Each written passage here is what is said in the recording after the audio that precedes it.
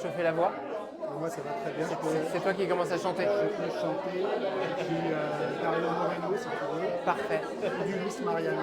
Magnifique. Dans une petite minute là-bas, le temps que je rassemble les derniers. Allez. Parfait. Et maman Victoria. Ma chère, si tu es prête, on va s'y mettre en avant. Avec la robe de Marie.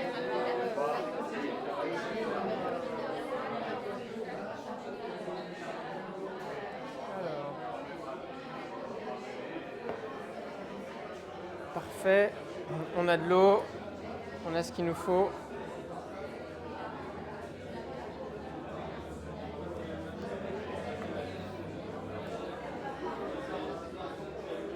Vous êtes en forme? Prêt? Moi, je suis en grande forme. En grande forme. La petite coupe a fait du bien. Hein, ça détend. Hein. Il faut, là, on se met dedans. Ils sont pas méchants, ils vont pas nous bouffer. Ça va bien se passer. Voilà. Et non, c'est bien. J'aime bien ce format. Il y a très peu de personnes. On a le temps de discuter un peu avec tout le monde. C'est sympa. Hein. Il y a une vingtaine d'hôteliers. C'est assez peu. Et c'était vraiment la volonté. Tu vois, on a pris une salle petite pour avoir ce genre d'échange aussi un peu privilégié. Donc, c'est top. Trop bien. Allez, je vais faire signe à Sylvain et on se lance. Depuis que j'ai vu que tu étais le modérateur, Ouais. j'ai commencé à écouter tes podcasts. Et C'est vrai? franchement, C'est bien, ça me fait des abonnés en plus. Non, Ça te plaît, oui? ça me plaît beaucoup. Et surtout, tu vois, j'étais jamais tombée dessus. Alors que pourtant, j'étais un peu en recherche de contenu spécifique. Et j'écoute pas mal d'autres podcasts plus market ou entrepreneuriat. Moi aussi. Donc là, je me suis dit, Et il n'y en avait pas en fait il y a 3 ans quand j'ai lancé. D'ailleurs, il n'y en a toujours pas vraiment. Et donc je me suis engouffré dans ce boulevard parce que moi je suis très consommateur et je trouvais que ça manquait cruellement sur ce sujet. Et à la base, c'était un peu un hobby de confinement. Et en fait, c'est devenu un assez gros truc dans le sens que c'est une part de mon activité vraiment à part entière et une part de chiffre d'affaires aussi maintenant parce que j'ai des sponsors, j'ai des épisodes partenaires, tu vois, j'ai des clients qui payent pour apparaître dans mon podcast. Donc tu as un business qui s'est mis autour de ça. Et surtout, ça me permet vraiment d'être au contact et des hôteliers et de plein d'autres boîtes. ce qui se passe Bien sûr. dans la dynamique du marché. Ouais, donc, non, c'est chouette. Trop bien. Chouette. Félicitations. Bon, allez, c'est parti. C'est parti? Je sais pas. Ouais.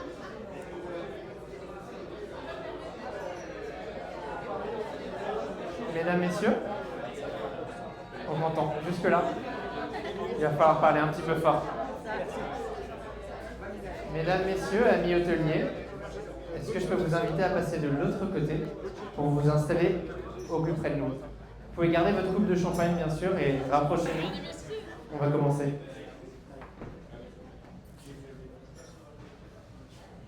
Allez-y, c'est comme à l'école, on se met toujours au fond. Oh, les cancres. Je vous repère, vous. Hein. Attention, c'est à vous que je vais poser des questions. Vous pouvez venir jusque devant, il y a de la place ici. S'il faut, on peut rajouter des chaises, on a un banc de côté. Venez, venez, venez. Promis, on est gentil même avec le premier rang. Magnifique. Je vois qu'il y en a qui ont bien pris leur coupe de champagne, vous avez raison. Pour accompagner, oui. Très bien. Il reste 2 places devant, un muser, un duveur. Allez. Et un flyer. Super. Oh, on dirait qu'on avait parfaitement calculé. Magnifique. La classe est complète. Très très bien. Bien, mesdames, messieurs, amis hôteliers biarro, puisque je crois qu'on dit comme ça, soyez les bienvenus dans ce panel de conversation. On est ravis de vous accueillir. Je vous annonce déjà un petit peu le programme. On a eu l'occasion de profiter d'une première coupe de champagne. On part pour 1 heure de conférence table ronde, 45 minutes d'échange avec les intervenants que je vais vous présenter ici dans un instant, et 15 minutes de questions-réponses. Alors je sais comment ça se passe, on a des questions, on les oublie, gardez-les bien en tête pour pouvoir les poser à la fin. Et l'objectif, c'est de pouvoir bien sûr répondre à toutes vos questions. Si jamais il y en a trop, on profitera de la suite puisqu'il y aura ensuite un apéritif dînatoire et on pourra continuer les échanges. Voilà, l'idée c'est qu'on a voulu quelque chose d'assez intimiste ce soir, vous le voyez, on est peu de personnes pour pouvoir prolonger au maximum les conversations. Mais qui suis-je moi à tenir un micro et à vous parler depuis tout à l'heure? J'ai pu échanger avec quelques-uns d'entre vous. Je m'appelle Maxime Blo, je suis hôtelier de carrière, meilleur ouvrier de France dans la classe réceptionniste depuis l'année dernière. Entrepreneur également, puisque j'ai une entreprise qui s'appelle Hospitality Insiders, qui fait du conseil, de la formation sur des sujets d'excellence de service. Et j'ai également un podcast du même nom, que vous avez peut-être écouté pour les plus audiophiles d'entre vous toutes les semaines. Et ce soir, je serai là pour animer et tendre le micro aux autres intervenants. Je vais commencer par toi, la galanterie le veut, puis surtout c'est elle qui nous accueille. Victoria, je te laisse te présenter. Merci. Victoria Lamant, je suis responsable marketing pour le groupe Windsor, qui a démarré avec l'hôtel Windsor à quelques pas d'ici en 1948, et maintenant qui compte plusieurs restaurants, hôtels et même une petite restauration. Et chez Eugénie, vous êtes ici, fait partie du groupe. Merci beaucoup, merci de nous accueillir. Je les ai vus au travail en cuisine, je crois qu'ils sont partis en pause, ça a l'air très bon ce qu'ils nous font. J'ai hâte de la suite. Avec plaisir. Bonjour, je suis Sylvain Courtois, je suis le gérant de la société Blogix. C'est une agence de conseil en technologie web et mobile basée à Anglette, et j'ai accompagné le groupe Bella Collection. Donc c'est le nouveau nom du groupe qui possède le centre de Thalasso Atlantane avec 2 hôtels à Anglette, l'hôtel de Bayonne à Bayonne et l'hôtel de Biarritz et la Thalasso Therma à Biarritz. Donc on a déployé Muse il y a 2 ans, donc vous avez choisi Muse comme nouveau PMS, et on a déployé tout un écosystème autour avec Aquao pour la partie gestion de Thalasso, Lightspeed pour la partie restaurant et Pixière pour la partie gestion des séminaires et des événements. On l'entend à travers ce que tu dis, tu es le moins hôtelier d'entre nous, mais probablement le plus tech, le plus digital, donc ça va être intéressant Oui, tout à fait. d'avoir cet œil aussi. Merci beaucoup. Et Benjamin? Benjamin Keschichian, donc je suis hôtelier à Paris, à Montparnasse. Je dirige un 3 étoiles.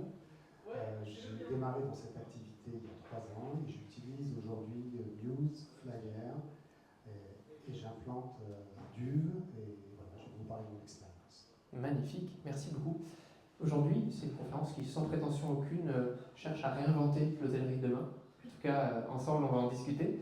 On a préparé quelques questions pour essayer de creuser un petit peu cette thématique. Je vais vous poser la première, peut-être à toi Benjamin, je me permets de diriger, mais bien sûr les autres peuvent également réagir.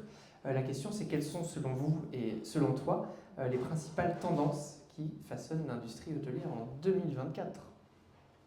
Alors moi, le ressenti que j'ai dans mon hôtel à Paris, un 3 étoiles, c'est valable pour mon segment, c'est j'ai une demande en matière de durabilité. J'ai une demande en matière de fluidité, en matière d'accueil, et j'ai mis en place des outils d'IA qui m'aident énormément dans la gestion de l'hôtel. Je viens d'un autre monde, j'ai eu d'autres activités avant. Je ne suis pas un spécialiste de ce métier, j'ai démarré il y a 3 ans, comme je t'ai dit, et c'est vrai que c'est très excitant parce que j'ai un principe, c'est que je teste et je vois si ça marche. Et pour l'instant, je n'ai pas fait d'erreur. Donc, voilà. Quand tu dis de la demande, alors évidemment je vais creuser cette partie, tu parles d'un ressenti au niveau des clients ou est-ce que c'est aussi les collaborateurs? Alors j'ai un ressenti au niveau des clients, je pense qu'on l'a tous, plus de durabilité, beaucoup de clients qui demandent à ne plus laver leurs serviettes. J'avais au départ implanté, par exemple, j'avais des bouteilles d'Evian dans chaque chambre, j'ai eu des remarques, je les ai enlevées, je mets aujourd'hui de l'eau filtrée de l'eau de Paris. J'ai enlevé tous les produits d'accueil, ça c'était un choix aussi, j'ai remplacé ça par des distributeurs et j'ai eu aucune remarque négative, bien au contraire. Donc on est dans cette approche-là. Du côté de mes collaborateurs, c'est moins présent. Intéressant. Il faut peut-être un peu de diversité, mais la pression elle vient plus de la clientèle que des collaborateurs. Donc on essaie de tout mettre ça en place. Très très bien. Victoria, tu voulais rajouter quelque chose sur les tendances? Oui, je te rejoins complètement. Moi aussi, en plus étant située à Biarritz, sur la plage, on sent que c'est une demande des clients d'aller vers plus de sens et de préservation de la nature et de l'environnement. On a mis pas mal de choses en place pour l'économie d'eau, d'énergie. On est collabellisé au Windsor, on le sera aussi dans notre prochain hôtel. On prend un peu le pari fou d'être zéro papier pour le futur établissement. On éliminait presque entièrement le plastique à usage unique. Et on sent que c'est des tendances de fond qui se confirment et qui sont demandées par nos clients. Alors, le sans papier, on est en train d'étudier très sérieusement l'utilisation de toilettes japonaises. Ah, Alors, j'avais pas pensé à ça initialement quand tu parlais de papier. Tu fais bien de le préciser. Mais, alors, on étudie sérieusement ça. Je vais faire, comme d'habitude, je vais tester. Ouais. Je vais en mettre dans 2 ou 3 chambres. Et je vais attendre de voir le retour que j'ai. Moi, j'ai voyagé assez souvent au Japon, donc je sais comment c'est. C'est vrai que c'est très surprenant. C'est vrai qu'ils ne sont pas habitués à ça. Mais je pense qu'on doit être aussi. On va dans un hôtel pour être surpris aussi. Ouais. Et pour découvrir d'autres expériences. Donc, ça, c'est une expérience particulière. Intéressant. Je ne m'attendais pas à ce que ça prenne cette tournure, mais bon, voilà. L'essayer, c'est l'adopter, les toilettes japonaises. Peut-être que c'est l'innovation à mettre en place, future tendance 2024-2025. Tu voulais rajouter quelque chose avant que je passe Oui, sur le sens aussi. C'est vrai qu'il y a ce sens écologique. Et on ressent aussi que nos clients nous demandent de plus en plus des expériences pleines de sens. Ils ont envie de venir à Biarritz et de découvrir davantage la vie locale, de se connecter à des expériences locales et pas juste de venir ici pour, par exemple, consommer la nourriture internationale et les recettes qu'ils vont retrouver partout dans le monde, et en particulier hors saison. On a vraiment de la demande nos clients demandent beaucoup à nos réceptionnistes, typiquement, des adresses et des modes de vie, des petites astuces, des petites recommandations des biarros. On veut à Biarritz, on vient à Biarritz, on veut vivre comme un biarro et pas. Ça, c'est hyper intéressant. Et le fait que ce soit marqué aussi, ça vous oblige à vous, hôteliers, à réagir derrière et à vous adapter. Un peu dans cette dynamique de la tendance, et pour creuser ce point-ci, est-ce que vous percevez aussi des changements d'un point de vue des attentes des clients plus que les tendances? Comment est-ce qu'ils se comportent, vos clients, aujourd'hui? Peut-être Victoria, puisque tu as le micro à portée de main. Alors c'est vrai que il y a un mélange aussi, une autre tendance qu'on sent chez les clients, c'est le mélange loisirs et business. Ah oui. Ils vont venir ici en séminaire et en fait prolonger 2 ou 3 nuits pour profiter de Biarritz parce que ce fameux leisure pour utiliser du langage consacré. Business and leisure.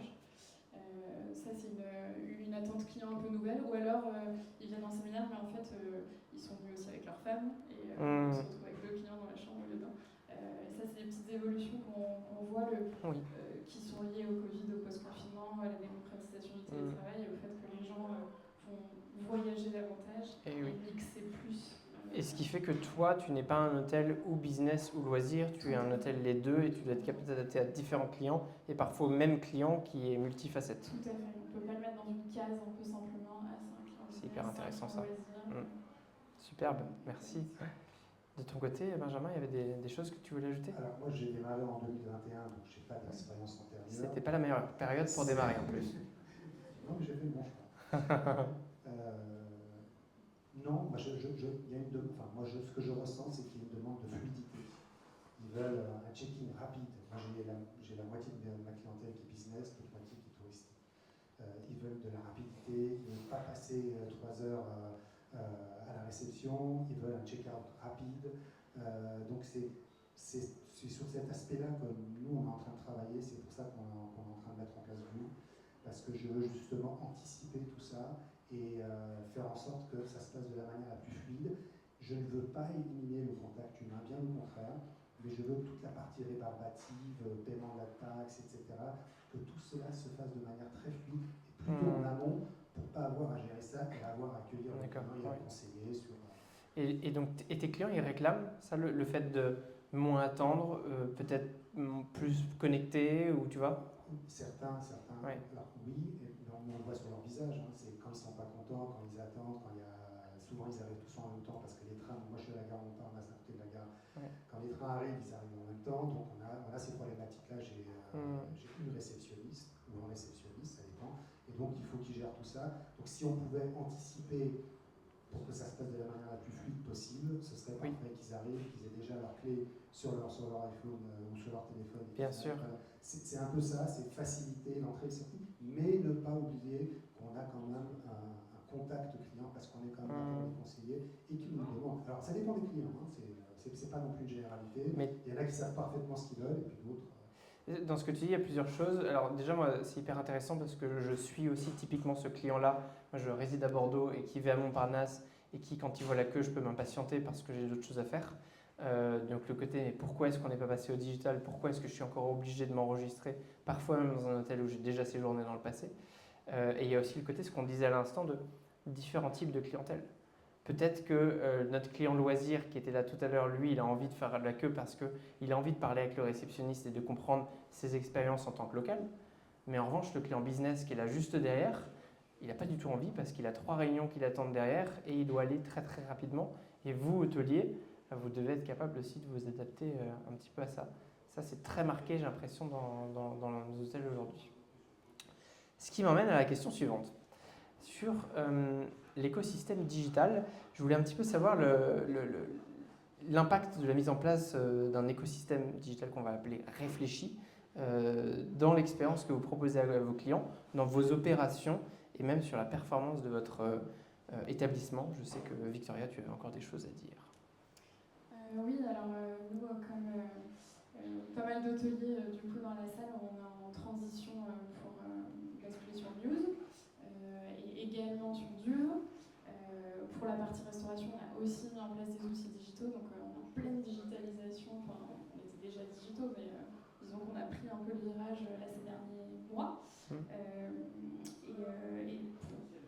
En grande partie pour l'expérience client, c'était un des choix premiers qui nous motivait, afin d'alléger les tâches de la réception ou de l'accueil, de la prise de réservation, pour avoir plus de temps pour se consacrer à ce qu'on disait, donc le service client, la relation client, l'expérience client et la qualité de l'accueil. Tu arriverais à donner des exemples concrets de comment est-ce que ça se traduit? On comprend que ces solutions, elles sont plus modernes, elles sont plus connectées, elles sont plus rapides, mais concrètement, qu'est-ce que ça change peut-être, je ne sais pas, pour ton réceptionniste ou ton utilisateur? Un client peut avoir fait son check-in online avant d'arriver à l'hôtel, donc en fait il arrive dans l'hôtel, tout est fait, il n'a plus qu'à récupérer sa clé, on lui sert un petit café, un petit verre d'accueil, et il monte directement en chambre. Le réceptionniste n'a plus à faire de clôture de caisse le soir. Il y a beaucoup de petites tâches quotidiennes qui sont fluidifiées grâce à ces outils-là. Je vais tirer le fil qu'on a sorti de la pelote tout à l'heure avec nos différents profils de clients. Et je profite, tu vois, tu cites Duve, tu cites Muse, qui en plus donc, sont des outils qu'on a dans la salle, ça tombe bien. Est-ce qu'aujourd'hui, vous êtes capable, avec un Duve par exemple, de proposer une expérience différente à mon client affaires qu'à mon client loisir, qui ont peut-être des attentes un peu différentes? Oui, c'est ça le gros intérêt de Duve, de cet outil-là, c'est qu'on peut vraiment personnaliser en fonction des profils de clients. Alors on peut s'amuser, je pense, à créer de façon illimitée. Après, il faut que ce soit gérable aussi pour les équipes derrière qui font le paramétrage. Mais oui, il peut avoir une interface, en fait, un parcours client de l'arrivée jusqu'au départ qui est complètement différent entre un client business, un client loisir. Alors justement, le client pleasure, qu'est-ce qu'on en fait? Dans quel parcours on le met? Mais en tout cas, on peut personnaliser. Avec enfants, sans enfants, plusieurs générations, des grands groupes, un client individuel, on peut vraiment adapter les mails qu'on leur envoie, la communication qu'ils reçoivent et leur application, leur guest app. Excellent. Si vous voulez des histoires d'hyper-personnalisation chez Duve, vous avez Nicolas qui est responsable du marché français juste là devant. Demandez-lui qu'il vous parle de milkshake. Je m'arrête là et vous découvrirez ça tout à l'heure.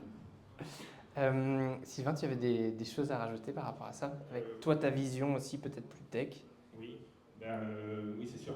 Clairement, c'est que Muse, le choix s'est porté sur Muse, c'est vraiment son point fort, c'est tout l'écosystème qui est autour de Muse. Oui. Donc, parce que pour le groupe de la collection, donc, comme ils ont 2 centres de Thalasso et 4 hôtels, donc il a fallu déjà remplacer leur ancien PMS par Muse. Donc là, c'était un PMS moderne et qui apportait un gain de productivité important. Après, il y avait aussi la partie gestion de Thalasso, donc là, toute la partie planning de soins, etc. n'est pas gérée dans Muse, donc c'est géré dans un logiciel qui s'appelle Aquaro, qui sont basés pas très loin à Dax. Et donc, c'est un des leaders dans la partie Thalasso et Cure. Et donc, eux, ils ont développé, il y a un connecteur pour Muse qui permet automatiquement, une fois que la réservation se fait dans Muse, de descendre la partie curiste et choisi après Lightspeed pour la partie restaurant. Donc là, pareil, quand une personne réserve en petit déjeuner, demi-pension, pension complète, on a automatiquement les numéros de chambre des clients, on peut rajouter les repas et les autres options qu'il a pris. Et après ça, il y a la partie gestion de séminaire, puisque le groupe de la collection, ils ont une grosse activité séminaire, groupe, etc. Et donc là, on a choisi le logiciel Pixar, donc, qui est interfacé automatiquement via la marketplace de Muse. Donc dès que vous faites une proposition pour un devis séminaire d'un groupe de X chambres, avec repas ou autre animation, automatiquement les chambres se bloquent dans Muse, vous faites signer le devis électronique en ligne au client, il n'y a plus besoin d'envoyer le devis papier, etc. Une fois que c'est validé et signé électroniquement dans Pixar, ça bloque automatiquement les chambres dans Muse. Et après, dans Muse, vous pouvez faire toute la partie accueil, etc. Et après, petit à petit, le groupe et la collection choisit d'autres outils pour améliorer la relation client. Donc là, récemment, ils ont intégré le logiciel qui s'appelle iGifi, qui se fait toute la partie de chatbot et relation client, gestion des avis sur les réseaux sociaux. Et là encore, l'intégration se passe bien? Oui, en fait, l'avantage, c'est que dès qu'un partenaire est déjà connecté avec Muse, il suffit d'aller dans la marketplace de Muse, de choisir le partenaire, le logiciel que vous souhaitez, vous l'activez, et après, automatiquement, vous avez pas besoin Je me permets d'expliquer parce que je ne sais pas si c'est clair pour tout le monde le système de marketplace sur un PMS, mais on est sur un PMS qui est connecté et vous avez comme un grand marché digital et vous avez des outils qui sont interconnectés. Et a priori, quand vous cliquez dessus et que vous vous équipez, ça fonctionne déjà correctement avec Muse puisque ça a été créé pour ça. Donc il y a des passerelles qui se font entre les deux outils. Tout à fait. J'essaie d'expliquer avec mon jargon à moi d'hôtelier. C'est pas mal. C'est bien. Je suis plus hôtelier que tech, mais je me défends. De ton point de vue aussi, donc j'entends le côté marketplace, mais au-delà de simplement Muse, quelle est la difficulté pour toi qui a implémenté ces systèmes de les faire bien se parler et que tout ça fonctionne, comme on a parlé d'écosystème tout à l'heure? Comment on s'assure que l'écosystème il soit performant et que ces systèmes-là ne se grignotent pas les uns les autres? Là, maintenant, c'est quand même un marché de l'hôtellerie et du tourisme, quand même un marché assez mature. Donc là, vous avez que des interlocuteurs quand même, qui ont l'habitude de travailler ensemble, d'interfacer leur logiciel, etc. Donc, on ne réinvente pas la roue. C'est des choses qui sont déjà là. Par exemple, Dieu, moi, je ne le connaissais pas avant aujourd'hui. Je me suis aperçu que ça apportait un vrai plus aussi sur la partie check-in automatique, la relation avec le client pendant son séjour, de mettre en avant des choses. Et tout ça, c'est déjà intégré avec nous. Donc, en fait, le choix est assez facile. Ça peut aller assez vite, oui. Et les hôteliers que tu accompagnes, c'est intéressant aussi d'avoir ton œil extérieur, ils sont réceptifs à ça, c'est plutôt un avantage de rentrer dans un écosystème et de pouvoir connecter. Est-ce qu'ils sont complètement perdus? Comment est-ce qu'ils se sentent? Oui, il y a beaucoup d'hôteliers, je ne sais pas parmi vous, il y en a certains qui doivent utiliser des PMS assez anciens. Et donc, c'est un peu le truc, c'est que généralement, souvent les hôteliers ont des PMS qu'ils utilisent depuis 10 ans. Moi, je les appelle les PMS dinosaures, mais on les c'est citera pas pas. du tout des interfaces web, il y a beaucoup de tâches récurrentes à faire par la réception. Ça s'interface avec un channel manager généralement, mais bon, ça se fait plus ou moins facilement. Et là, avec Muse, c'est le jour et la nuit, parce que là, vous avez tout de suite accès à une panoplie de logiciels, de salons aussi comme Flyer pour tout ce qui est revenu management, etc. Donc, vous avez accès tout de suite à toutes ces fonctionnalités assez rapidement, même si ce n'est pas proposé nativement par Muse. Je vais te poser une question extrêmement concrète, mais pour clarifier, parce que rapidement, ça peut tout et vouloir rien dire. Entre le moment où toi, tu décides et que tu appuies sur le bouton, ou toi ou la personne que tu accompagnes, de s'équiper entre Muse et le moment où c'est mis en place et fonctionnel dans l'entreprise, peut se passer combien de temps? Le plus long, en fait, c'est plus la formation des utilisateurs en interne, des gens qui n'avaient pas du tout l'habitude d'utiliser ces technologies-là, dès qu'ils le voient, ils disent ah oui, c'est génial, ça va nous faire gagner un temps fou, mais au début, ça leur fait un peu peur parce qu'ils avaient leur façon de travailler, ils bossaient beaucoup avec Excel ou d'autres choses derrière. Et donc voilà, et puis en fait, en s'apercevant, en rentrant dedans, en s'apercevant qu'on peut se former très facilement, après, c'est l'affaire de quelques semaines de mettre en place des nouvelles solutions. Puisque tu as le micro, tu as vu, je continue, je te lance plein de questions. La formation du personnel, je pense que c'est un sujet que beaucoup d'hôteliers vous craignez. On a du personnel parfois peu qualifié, qui souvent ne connaît pas ces PMS, surtout s'ils sont nouveaux.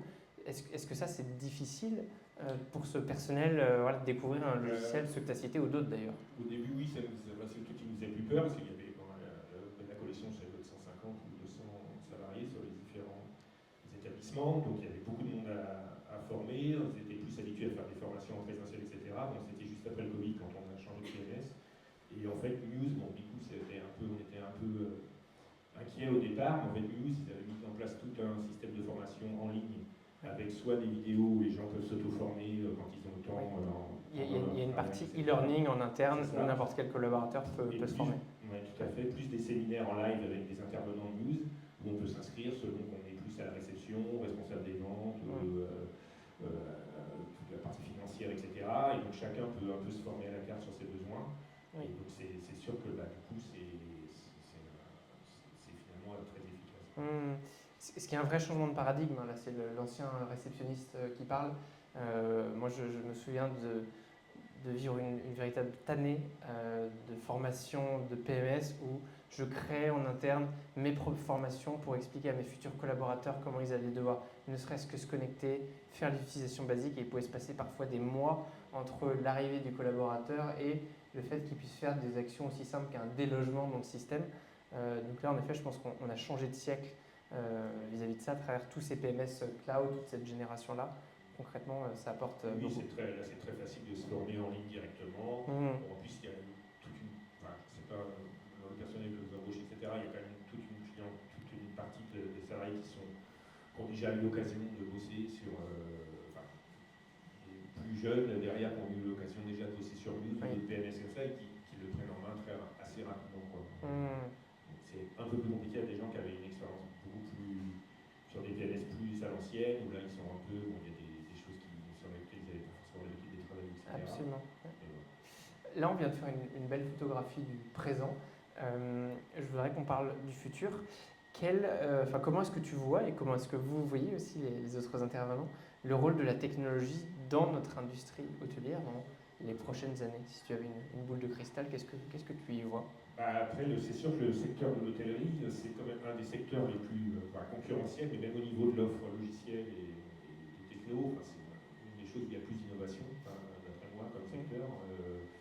C'est vrai que tout ce qui est Gestap, etc., comme Dieu, là, on trouve toujours un nouveau champ à automatiser, à faire un gain de productivité, d'amélioration. Bien sûr. Donc en fait, il y a toujours des nouvelles choses à améliorer, des nouvelles offres qui arrivent, donc il faut faire toujours un peu de veille technologique à ce niveau-là, voire de chercher un avantage concurrentiel qui pourrait nous apporter un avantage concurrentiel par rapport à d'autres hôteliers et d'autres concurrents. Et donc là aujourd'hui, c'est vrai qu'une fois que vous avez mis en place toute la partie PMS, Channel Manager, check-in automatique, check-out automatique, alors des fois ça fait un peu peur parce qu'on se dit qu'il faut quand même garder, comme vous disiez tout à l'heure, le contact humain. Oui. Mais après, il y a toute la partie, oui, on peut tout réserver pendant son séjour, de faire des ventes additionnelles, de faire des réservations en ligne de vélo, de planches de surf ou autre. Donc ça, c'est la partie PMS pure et dure, et après, c'est toute la partie yield, surtout. Oui, Yield management, oui, tout à fait. On a des revenus managers dans la salle? Oui, très bien. Qui vont être très intéressés. Vas-y, je te laisse continuer sur cette partie. Et moi, sur la partie avenir prospectif, on a connecté Flyer il y a un an dans Blues, sur Blues, et c'est vrai que pour moi, ça a été une révolution, parce qu'avant, je faisais mon lead tout seul, j'avais mes dates d'événements, je changeais les prix, j'avais un outil d'incrémentation automatique qui travaille en aveugle. Aujourd'hui, j'ai testé pendant un an Flyer, qui est un outil assez incroyable, parce que ça vous permet, c'est un outil qui fixe les prix, qui change les prix toutes les heures, sur 12 mois. Et j'ai des résultats qui sont assez surprenants, assez incroyables. Moi, mes concurrents et mes confrères autour de moi sont en légère baisse depuis le début de l'année sur Paris, dans mon secteur. Et moi, j'ai une hausse, et donc je n'ai pas d'autre explication que l'utilisation de ça. Donc les lead managers, ils vont peut-être avoir un petit peu chaud, parce que là, il y a un outil qui se met en place qui qui est une machine de Eh bien, guerre. C'est Je te pose la question, puisqu'on parle du futur. Là, tu nous décris le présent. Est-ce que, selon toi, dans le futur, ces postes-là disparaissent? Qu'est-ce qui se passe dans quelques années avec des outils comme Flyer et d'autres? ces postes-là, moi, je préfère parler de revenu manager parce que le lead, je pense qu'on va tous y passer. Le lead automatisé, c'est vraiment, pour moi, c'est la panacée. Oui. Mais je pense qu'on a toujours besoin d'humains pour justement nous conseiller, trouver de nouvelles solutions. Moi, je n'aurais pas eu mon revenu manager qui m'aurait conseillé d'essayer Flyer, je ne l'aurais pas essayé. Et je vous avoue qu'au départ, j'ai un petit peu bidouillé, je l'ai mis en place, j'ai voulu quand même intervenir parce que quand on voit qu'il y a des chambres qui ne se vendent pas et qu'on est hésitant, on pousse, et en fait, pas du tout. J'ai compris au bout d'un certain temps qu'il ne fallait pas y toucher, pas du tout y toucher et laisser. Ça fonctionne d'une manière très simple. Vous avez un prix plancher et un prix plafond. Et la machine varie et fixe le prix automatiquement. Et c'est assez impressionnant. Le meilleur exemple que je peux vous donner, c'est que moi, dans l'hôtel, on a tous ce problème de reste des chambres à vendre le jour J. Donc oui. Voilà. Le réceptionniste, qu'est-ce qu'il fait? Il va regarder le prix que les confrères, il va s'aligner, il va mettre un peu plus bas, il ne va pas bouger. Sur Flyer, vous avez des prix qui bougent toutes les heures, et donc ce qui se passe quand vous avez 5-6 chambres qui restent, moi c'est vraiment une expérience que j'ai au quotidien. Je vends des 5-6 chambres et je les vends pas au même prix. Je vais en vendre une à 120, je vais en vendre une à 135, une à 145, et puis la dernière, je vais peut-être la vendre à nouveau à 120. Donc c'est pas un outil qui incrémente bêtement, c'est un outil qui fait varier en fonction de... Je connais pas du tout. À telle enseigne que mes réceptionnistes l'appellent Magic System parce que même Magic System. Génial. Ils sont assez bluffés par ça. En tout cas, donc je pense que ça c'est un outil qui va se diffuser parce que c'est... ouais. Voilà. En tout cas, Flyer sont dans la salle si vous voulez leur poser des questions et je crois qu'ils veulent t'embaucher comme commercial parce que moi je ne connaissais pas l'outil et tu le décris tellement bien que j'ai envie d'être hôtelier que pour avoir des chambres vides et pouvoir optimiser cette partie-là. Mais testez-le, vous verrez. Moi j'ai été bluffé. Voilà. En fait, je pense que c'est un peu dans toutes les évolutions technologiques, c'est qu'il va y avoir de plus en plus d'IA derrière toutes les solutions. Et donc là, Flyer, c'est un exemple parfait où l'IA... Et c'est intéressant ce que vous dites parce qu'on n'a pas parlé d'IA, mais en fait vous en parlez à travers d'autres outils. Donc j'entends aussi qu'on a une place de plus en plus prépondérante. Je voulais aussi te laisser la parole, Victoria. Je sais que tu as pas mal de choses à ajouter, soit sur l'IA ou sur autre, mais toi c'est quoi ta boule de cristal? Qu'est-ce qu'elle te dit? Plutôt dans mon domaine, le marketing, j'ai un vrai parallèle à faire parce que l'IA est déjà présente dans Meta, Facebook, Instagram depuis assez longtemps. Et de la même façon, en fait, quand on faisait des pubs Facebook il y a quelques années, on s'amusait à les targeter les femmes entre 18 et 25 ans habitant dans telle région. Aujourd'hui, on laisse l'algorithme, l'intelligence artificielle en fait, développée par Meta, faire la campagne toute seule. On lui donne juste un objectif. Je vais être plus visible, je vais avoir plus de clics. Et l'intelligence déroule toute seule. Et je pense, comme vous, que l'intelligence artificielle va arriver dans tous les outils digitaux petit à petit. Et du coup va apporter cette optimisation et ce gain de temps et de performance pour les gens qui l'utilisent. Absolument. Pour rebondir, là, Sylvain a parlé d'une solution que moi j'utilise manuellement mais qui m'intéresse énormément, c'est que on a tous des avis clients à traiter, ce qui est tanné. Ce que je fais depuis, pour moi c'est une tanné. Oui. Ça me prenait je pense que pour tout le monde. Ça me prenait 3 quarts d'heure, 1 heure par jour. Depuis 6 mois, j'utilise manuellement ChatGPT. Oui. Il faut le border, mais ça fonctionne. Et là, il m'a parlé d'une solution justement qui intègre ça et qui est sur Vue, donc je vais aller voir tout de suite parce que ça aussi, ça me permet de dégager du temps, partir en vacances, très important, et d'avoir quelque chose. ChatGPT, le problème, c'est qu'il ne retient pas, par exemple, peut-être une réponse. Moi, très concrètement, j'ai un hôtel où j'ai un vrai sujet. Mon hôtel est très bien, machin, comme dans tous les hôtels à Paris, les chambres sont petites, sauf que j'ai un accueil au 2e étage. Et j'ai la moitié des clients qui râlent là-dessus. Donc j'ai des réponses toutes faites. Sur ChatGPT, je dois à chaque fois lui dire parce qu'il me fait une réponse. Alors que si j'ai un outil dans lequel je peux rentrer déjà, pré-paramétrer ces choses-là. Quand tu parles typiquement de chatbot ou ce genre d'outil qui est capable de répondre de manière automatisée aux clients. Ça aussi, les avis, la gestion des avis, qui est chronophage, c'est quelque chose qui petit à petit va être évacué. Bon, tiens, adoptez l'IA et partez en vacances. Merci en tout cas, et ça ferait un très beau slogan par ailleurs. Est-ce qu'on a fait le tour sur la partie évolution future de nos technologies, de nos outils? Je pense. Parfait. Je voudrais qu'on soit très concret.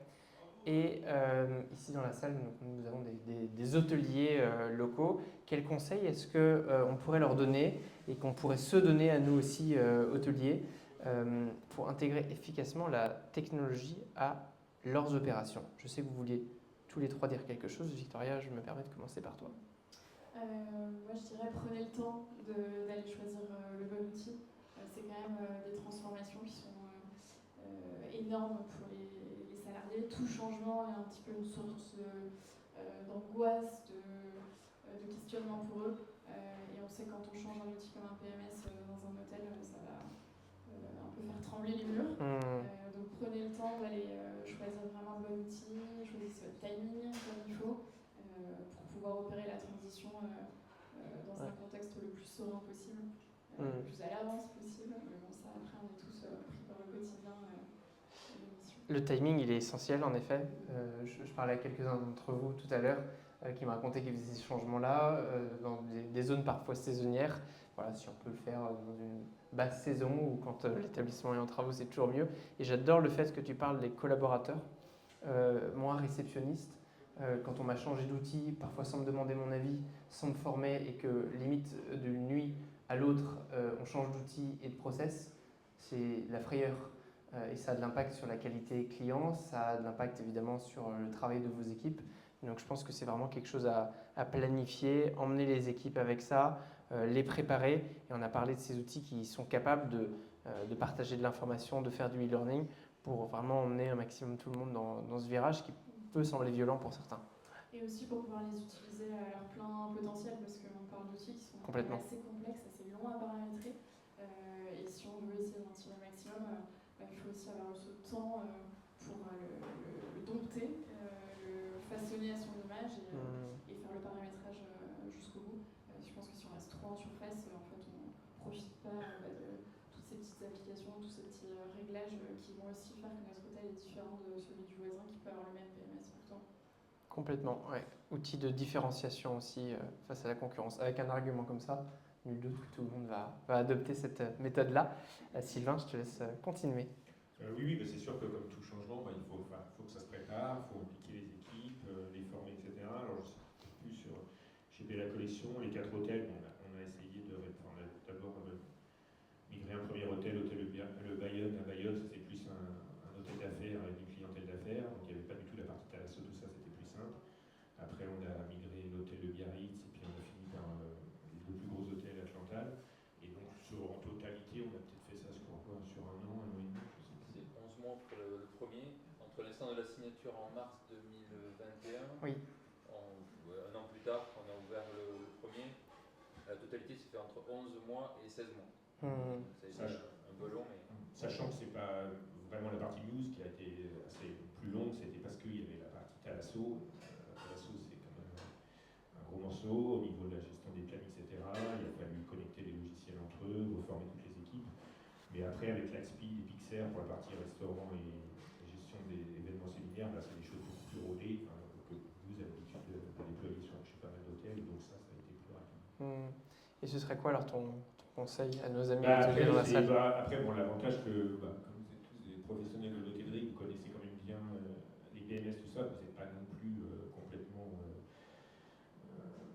vous n'arrivez pas en terre inconnue, vous savez là derrière. Après, Muse, qui est particulier comme c'est un PMS très moderne, il n'y a plus de... je ne sais plus le terme, de clôture la nuit, qui était fait sur l'ancien PMS, tout ça, donc tout ça, ça n'existe pas. Donc ce qui est plus dur, c'est les gens, c'est de changer la façon de travailler. Il y a comment ça, il n'y a plus ça. Absolument. Sur la partie comptabilité, tout ça, ça change. Puis en fait, ils s'aperçoivent que c'est un gain de temps énorme. Et donc en fait, ça se fait bien. Complètement. Mais tu le redis, j'appuie vraiment sur ce point, pas sous-estimer l'aspect humain en fonction des profils. Parfois, c'est très compliqué. L'idée même du changement peut effrayer. Donc bien sensibiliser, bien accompagner. Intéressant d'avoir ton œil extérieur. Et toi, Benjamin, qui est un bébé hôtelier, à peine arrivé. Rien, n'ayez pas peur. Il faut se lancer, c'est... Ouais. De toute façon, si vous restez avec vos anciens outils, ça vous rattrape. Hmm. Et donc il faut se lancer. Ouais. Mais moi, Toi, tu es un bon exemple de quelqu'un qui en effet s'est lancé, qui a plongé les deux pieds en avant. Tout à fait. Et je ne comprends absolument rien, c'était un cauchemar. Mais aujourd'hui, news, j'en entends pas parler. Et ça, c'est la meilleure des. Ah oui. J'en entends pas parler, ça tourne tout seul. Et alors pour moi, comme j'ai pas de point de référence par rapport. J'ai pas utilisé le PMS, j'ai toujours eu que news. Pour moi, ça coule de source. Moi qui n'y connaissais rien, c'est moi qui aujourd'hui le paramètre, qui justement l'ajuste, crée des produits, en enlève. Et franchement, bon, j'ai rien à dire, c'est ergonomique, je comprends, c'est clair. Pour moi, ça roule. Très bien. De toute façon, je pense qu'on ne peut pas rester avec les anciens outils parce qu'on les rattrape. Mais le point est très clair, je suis d'accord avec toi, c'est qu'en effet, si vous ne le faites pas, de toute façon, vos concurrents le feront. Donc il faut un moment, si vous-même vous n'êtes pas motivé, eux ils vont vous motiver et il va falloir passer ce... De toute façon, moi, mes réceptionnistes qui ont changé, parce qu'ils étaient là avant moi, ils n'en ont pas gardé un mauvais souvenir, ça s'est fait. D'accord. Au départ, il y a un petit peu de tâtonnement, mais c'est comme tout, on tâtonne, on regarde, on essaye. Mais c'est pas un cauchemar. Et tu vois, la question que je voulais te poser, qui sera en tout cas là où l'une des dernières, tu parles de tes réceptionnistes, tu parles de toi qui est nouvellement en hôtelier. Dans ce nouveau monde, on peut le dire comme ça, quelles compétences est-ce que tu penses que les professionnels de l'hôtelier devraient acquérir ou développer pour rester pertinents dans cet univers changeant? C'est une question très très vague, oui. très très large. Je pense qu'il faut suivre, il faut essayer d'anticiper. Moi, j'aime bien me balader sur la marketplace de news parce qu'effectivement, il y a plein de solutions, il y a des choses auxquelles on ne pense pas. Il y en a plein. Mais c'est vrai qu'on peut être un peu perdu. Oui. Mais j'aime bien balader là-bas parce que je me dis, voilà, là j'ai appris qu'il y avait une solution qui m'intéresse, donc je vais y aller. C'est rien, il faut être. Anticipation, curiosité, c'est ce que j'entends à travers ce que tu dis là. Oui, tout à fait. Sylvain, tu veux rajouter quelque chose à ça? Quelles, selon toi qui le vois de l'extérieur, les qualités que les hôteliers devraient développer pour passer dans le monde du futur? Oui, c'est sûr que il y a plein de, comme il y a une offre assez pointue pour des besoins très spécifiques de chaque article d'hôtellerie, c'est sûr qu'il faut être au courant, regarder, être curieux, regarder ce qui se fait un peu ailleurs, etc. Et puis essayer de voir là où on peut gagner en productivité, en efficacité, notamment tout ce qui est la gestion de la relation client. C'est à mon avis la chose qu'on peut le plus améliorer avec ces outils-là, puisque vous mettez le chatbot sur le site, vous pouvez automatiser avec l'IA des réponses qui sont quand même assez humaines comme réponse, c'est pas réponse de robot complètement à l'ouest, c'est quand même, il y a de l'IA derrière, ça évite aux réceptionnistes ou aux services clients de répéter tout le temps la même chose sur les mêmes questions, etc. Et après, de greffer, par exemple avec News, il y a des solutions où il va récupérer tous les avis qui sont laissés sur Booking, Google ou autres, selon s'il y a des avis un peu négatifs ou des critiques, derrière, News peut le taguer comme un client qui soit un client content ou pas content à faire une offre ou des choses comme ça. Donc vous pouvez automatiser toute cette relation client derrière. Et voilà. En tout cas, nos équipes, par rapport à ce que tu dis, elles ont intérêt à être sacrément agiles pour aussi être capables d'aller avec ce mouvement, cette dynamique. C'est des choses qui, peut-être il y a même 5 ans, auraient paru très futuristes, et aujourd'hui, on est déjà dedans. Victoria, quel est toi ton avis sur les compétences que nos humains hôteliers vont devoir développer? Contre-pied. Je pense que justement, comme cette intelligence artificielle va s'immiscer dans beaucoup de logiciels, d'applications et nous aider à gagner du temps, au contraire, ce qu'il faut qu'on développe nous, c'est nos qualités humaines. Super. Je suis un peu persuadée que l'hôtellerie, et surtout en 4 étoiles, pour les gens qui viennent chercher du service hôtelier et pas du Airbnb ou pas un hôtel standardisé de 1000 chambres où on rentre, on sort avec une clé sur son téléphone. Au contraire, je pense que ce qu'il faut qu'on réussisse à continuer de développer et d'appuyer, c'est nos qualités d'empathie, de service, de connexion à l'autre, et d'aller lui donner cette expérience humaine, super personnalisée qu'on vient chercher aussi à l'hôtel, parce que sinon on est dans une sans contact. Ouais, on pourrait s'arrêter là. Tellement c'est inspirant. Je sais pas ce que vous en pensez, vous, amis hôteliers, mais je trouve que c'est rassurant de se dire que dans un monde où l'IA et la technologie prennent de plus en plus de place, nous, les êtres humains, on continue d'avoir la nôtre, et d'autant plus dans les hôtels où ce bon vieil aubergiste reste quand même au centre de cette activité. Merci à tous les trois pour tout ce que vous avez partagé là. Je vous demande encore un petit peu d'énergie, puisqu'on va ouvrir sur un moment de questions-réponses. Donc, cher public, on est en tout petit comité. Vous pouvez soit prendre le micro, je vous le tendrai avec plaisir, soit juste lever la main et monter la voix pour nous partager vos questions. Et c'est le moment d'expérience. C'est toujours la première question qui est la plus difficile. Je vais rebondir sur la toute dernière partie, sur le personnel et l'implication du J'en personnel. profite, est-ce que peut-être vous pouvez nous dire qui vous êtes et ce que vous faites pour ceux qui ne vous connaîtraient pas? Patrick, je m'occupe des achats pour Bella Collection à Cantal, l'hôtel de Biarritz et l'hôtel de Bayonne. Parfait. Tout le monde entend bien, pardon. Tout le monde entend bien Patrick, pas besoin de micro. Je vous en prie. Et on a 4 gouvernantes, dont 2 qui avaient des Nokia 3810. Pour vous dire, c'est les vieux téléphones des années, Ça existe encore? années 2000. Elles sont passées toutes avec des iPods ou des tablettes. Et on ne peut pas leur enlever maintenant l'application Muse pour les gouvernantes. Elles n'ont plus à appeler, elles n'ont plus à utiliser des billes pour téléphoner. C'est top. La chambre est faite, elles appuient, de suite l'information arrive à la réception. Enfin, rien que cette partie-là, on considère que les gouvernantes ou les femmes de chambre n'avaient pas forcément d'implication sur la partie informatique. Dès qu'elles ont vu ça, maintenant, on peut Bien leur sûr. enlever. Et qu'est-ce qui vous a fait passer le pas, justement, de leur imposer ça au début, jusqu'à ce qu'elles finissent par l'adopter? La logique il fallait qu'elles trouvent un téléphone ou qu'elles soient dans une zone de couverture des téléphones. Vraiment, dès qu'on leur a fait essayer, elles l'ont adopté en même pas 2 jours. Vraiment, c'est extrêmement simple, la partie housekeeping est vraiment très, très simple sur Muse. Parfait. Encore une fois, on est sur l'essayer, c'est l'adopter. Est-ce qu'il y a d'autres questions? Je n'ai pas très bien compris l'histoire de la marketplace. De la marketplace. Ah ben, j'ai bien fait d'expliquer cette partie.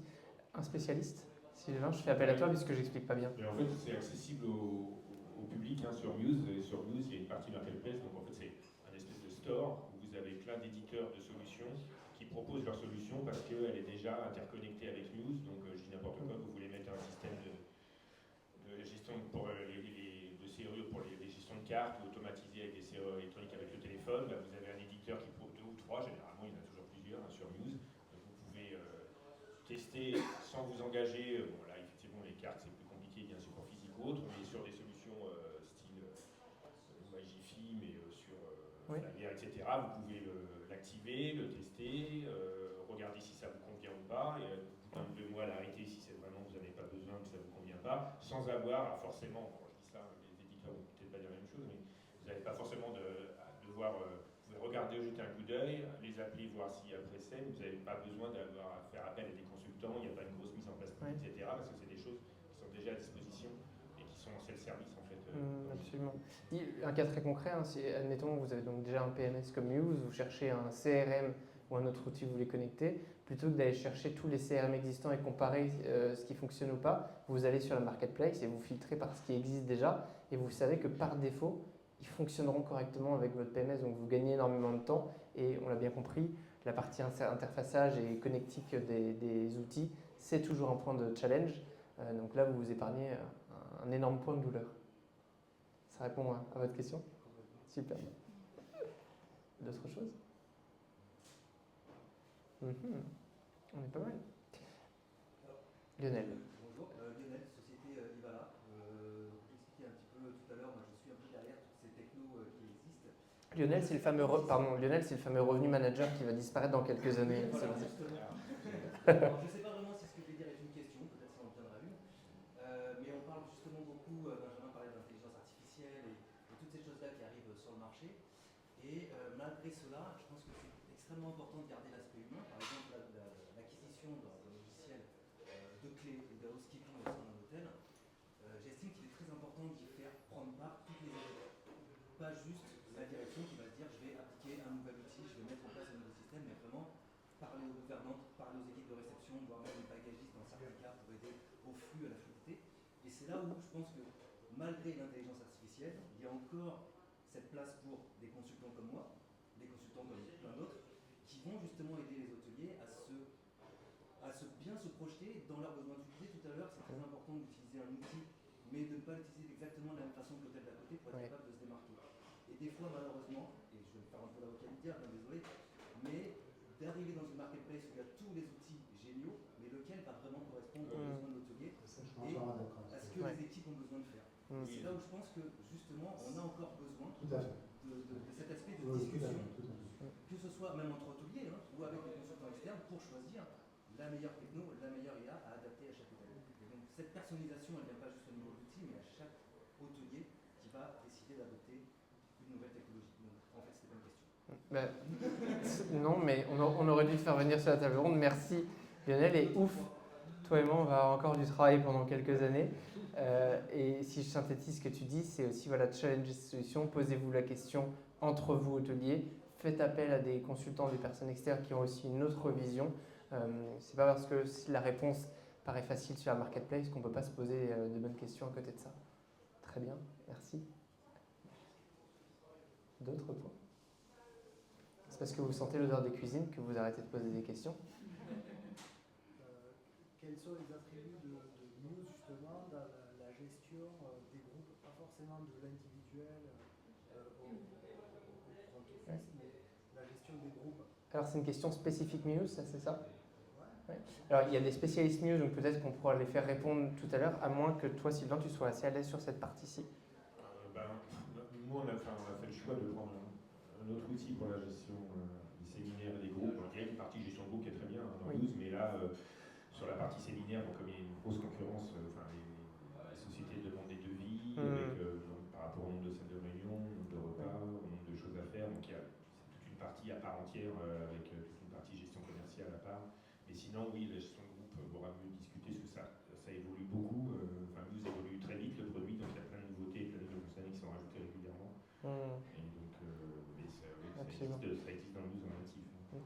Vous avez Julie qui est juste là aussi et qui pourra en plus répondre à cette question. Tu veux répondre maintenant brièvement? Non, mais en effet, après ça dépend évidemment de chaque hôtel et de leurs besoins. Parce qu'en effet, on a de manière native la possibilité de gérer du groupe dans Muse.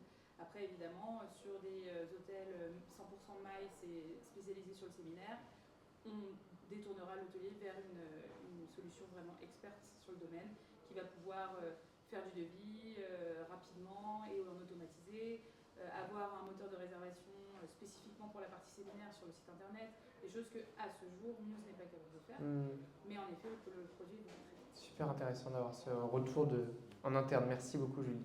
Monsieur. Fabrice, donc du Palais Hôtel, on est en cours de préparation d'installation de Muse dans notre établissement en hiver prochain. On se pose encore des questions sur justement tous les interfaces qu'on pourrait connecter à Muse pour créer notre environnement en fait, notre environnement professionnel de gestion. Et j'entends beaucoup parler justement de POS Lightspeed qui sont installés en interface. Je sais que Muse a un POS a acquis un POS qui était Bison avant, maintenant elle s'appelle Muse POS.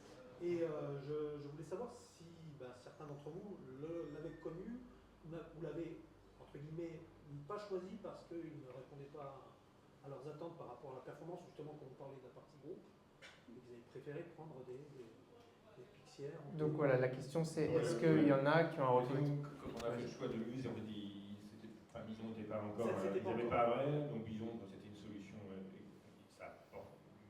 Lightspeed c'est un des leaders dans la partie restaurant, les serveurs, et vous avez ils bossent soit avec des iPhones, des iPads, vous avez des terminaux, c'est un gain de temps énorme, on peut tout ce qu'on attend de cette partie-là, et ils avaient une connexion native, donc on pouvait se connecter directement à Muse, etc. Maintenant, on choisirait maintenant Muse, je pense qu'on prend, il y a de grandes chances qu'on prendrait plutôt Bison directement intégré, parce qu'il y a des petites intégrations en plus, c'est natif, et puis ça vous évite de discuter avec un autre éditeur, etc.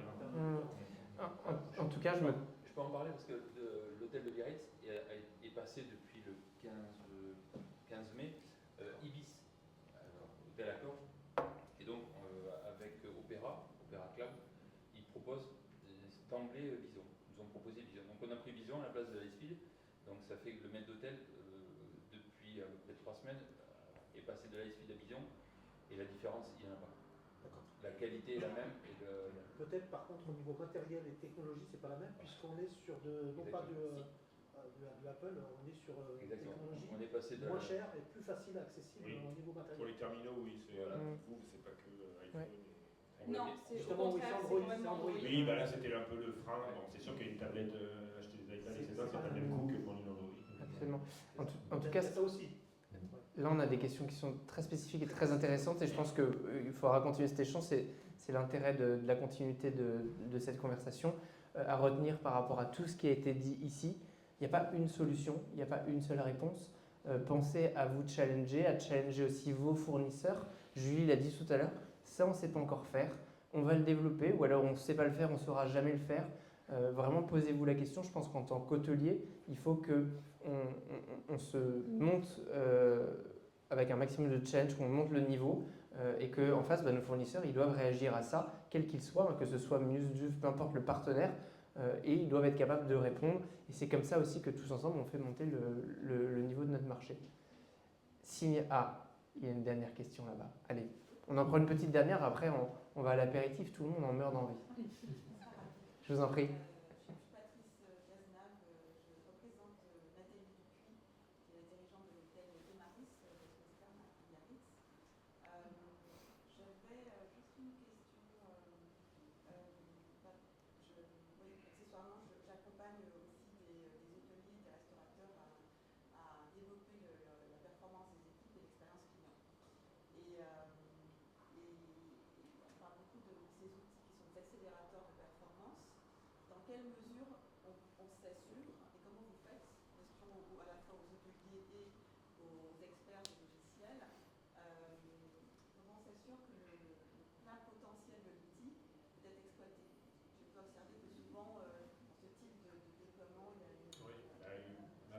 Il est rarement exploité à 100%, je pense. C'est sûr qu'il y a toujours une grosse marge de progression parce que déjà d'implémenter l'outil, de former les équipes, donc on commence par les besoins de base du produit et après il faut quelqu'un qui est plus spécialisé, qui fait ça quotidiennement pour pousser l'outil et pouvoir l'optimiser. Bon, parce qu'après il y a un volume, on n'a pas trop parlé, mais tous ces outils ils acquièrent un volume de données assez énorme derrière. Vous avez plein d'infos sur les clients, ce qu'ils ont fait, les avis qu'ils ont laissés, etc. Donc il y a des outils pour analyser tout ça. Dans Muse, il y a Muse BI qui permet de sortir des stats ou des analyses assez poussées. Mais en fait, au quotidien, vous n'avez pas forcément besoin de toute cette masse d'informations. Mais derrière, après, c'est sûr qu'on peut améliorer encore plus les process en analysant ces données et en optimisant les parties qu'on n'utilise pas dans les logiciels. Ouais. Je pense qu'en effet, partez du principe que vous n'utilisez jamais l'outil à 100% et qu'on peut toujours pousser cette voie-là, surtout que les outils ils évoluent, ils s'améliorent et donc il faut aussi continuer de progresser. Tu voulais rajouter quelque chose, Nicolas, qui travaille dans le produit? Rapidement, parce que c'est vrai que ça fait quelques années maintenant que j'ai été hôtelier et ça fait quelques années que je vois un peu de technologie aussi et que j'adore parce que ça peut faire évoluer le métier. Une des premières choses à faire de toute façon avec la tech, c'est de se dire on ne va jamais optimiser à 100%, on ne va jamais faire absolument tout ce que tu peux faire. Et c'est bien quand on arrive à ne pas tout faire. En fait, la chose la plus importante que j'ai remarqué, c'est qu'il faut donner des objectifs qui soient bien clairs et après des KPI qui soient aussi très clairs pour qu'on sache si on va dans la bonne direction.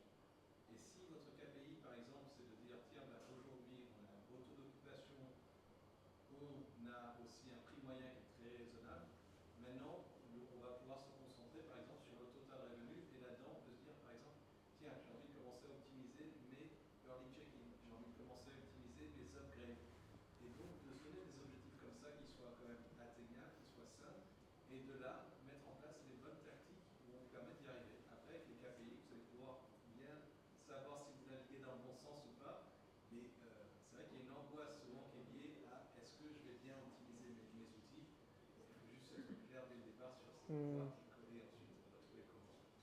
Complètement.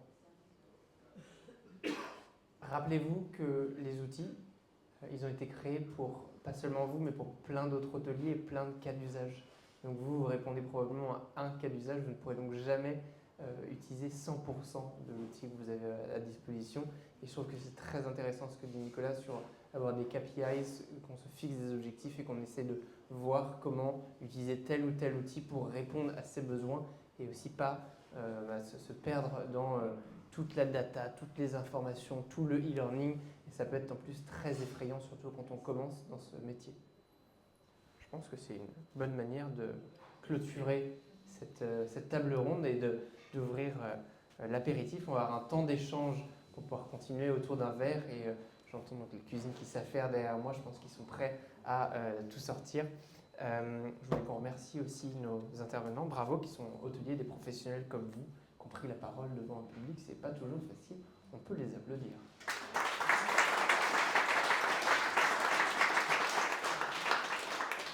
Merci à vous, bon apéritif et on se retrouve juste de l'autre côté. Je vous invite à aller de l'autre côté des canapés pour la suite. Merci beaucoup.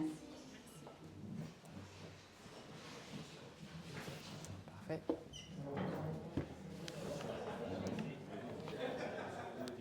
Pardon ? Ça va ? Top. Très bien. Très bien.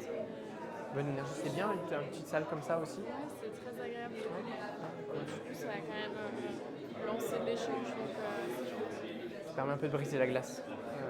Sinon, ils ont peur, quand il y a 200 personnes, de lever la main, on n'ose pas trop. Puis moi, il faut que je vienne avec un micro, donc ils prennent la parole devant le micro, ils ne savent pas comment le faire, tu vois. Donc c'est top. Bravo, en tout cas. C'est chouette. Génial. C'est sympa d'aborder quand même un thème, je trouve, assez précis. Enfin, c'était bien ciblé. Ouais. Et je trouve ça sympa d'avoir ce genre d'occasion. Pour nous, ça nous sort aussi un peu de quotidien. Toi, tu as plus l'habitude oui, mais de naviguer en multi-sujets. Ouais, mais en tout cas, je suis content de ce premier essai. Puis tu vois, on a été parfait dans le timing aussi. Tu dors à Paris ? Chez nous ? 302. Ah, super. Face à ça. Super. Ouais, non, c'est cool. J'en profiterai pas beaucoup parce que je pars demain matin à Lyon, mais non, c'est bien. N'hésite pas à nous faire un petit retour sur, avec plaisir. Avec ton œil avec plaisir. expert. On est toujours preneurs. Je te dirai, avec plaisir, on pourra complètement échanger là-dessus. Top. Je vais aller éteindre la caméra histoire de ne pas griller sa batterie. Et c'est le moment d'échanger avec Crélien. Je ne sais pas s'il veut faire quelque chose pour que les cuisines lancent les plats. Oui.